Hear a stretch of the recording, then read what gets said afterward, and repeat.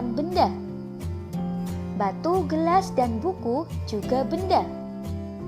Dapatkah kamu melihat perbedaannya? Manusia, hewan, dan tumbuhan merupakan benda hidup, sementara batu, gelas, dan buku merupakan benda mati. Benda adalah segala sesuatu yang menempati ruang dan mempunyai massa. Massa benda dapat diukur dengan cara ditimbang. Manusia, hewan, tumbuhan, batu, dan buku menempati ruang. Benda-benda itu juga dapat ditimbang. Bagaimana membedakan benda dengan bukan benda? Apakah cahaya termasuk benda? Bagaimana dengan panas? Cahaya dan panas bukanlah benda. Cahaya dan panas tidak menempati ruang. Cahaya dan panas tidak dapat ditimbang. Amati gambar-gambar berikut, lingkarilah pada gambar yang bukan termasuk benda. Baik, dari gambar api unggun. Ya, api unggun tidak dapat ditimbang ya. Berarti api unggun bukan termasuk benda.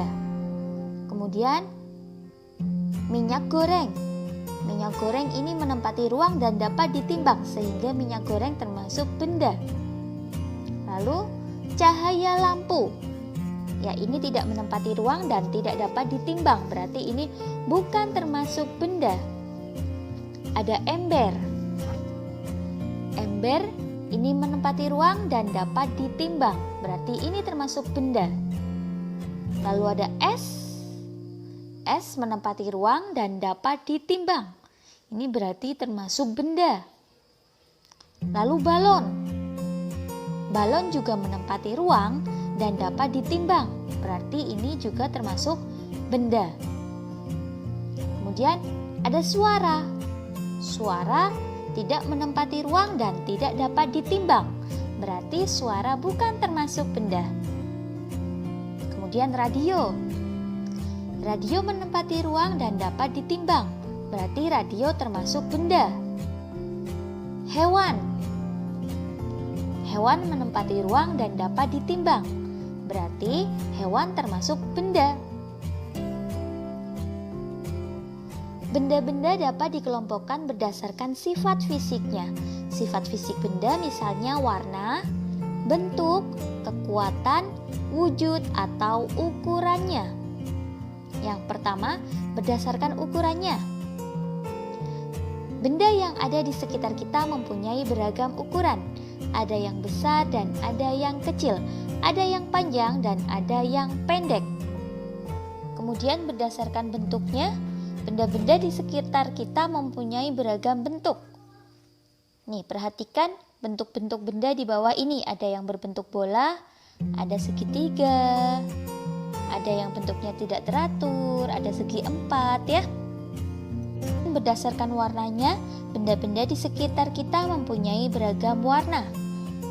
Perhatikan benda-benda berikut. Ada biru, putih, ungu, oranye, ada abu-abu. Selanjutnya, perhatikan benda-benda di sekitarmu, kelompokkan berdasarkan ukuran, bentuk, ataupun warna. Kakak contohkan, kelompok 1 misalnya kelompok benda berwarna putih.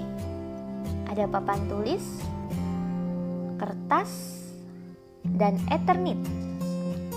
Kemudian kelompok 2 misalnya benda berbentuk lingkaran. Ada uang logam, piring, jam dinding, dan lain sebagainya. Lalu untuk kelompok 3 misalnya benda berukuran kecil. Ada semut, kerikil, debu, dan lain sebagainya. Silahkan kalian melengkapi, menambahi lagi yang lebih banyak lagi ya. Kamu telah mempelajari tentang jenis, sifat fisik, dan ciri benda. Selanjutnya, lengkapilah tabel berikut. Ya, benda berdasarkan jenisnya, ada benda hidup, dan juga ada benda mati.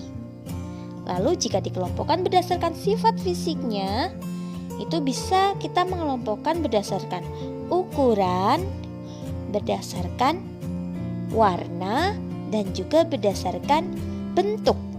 Lalu ciri-cirinya yaitu mempunyai massa dan juga menempati ruang.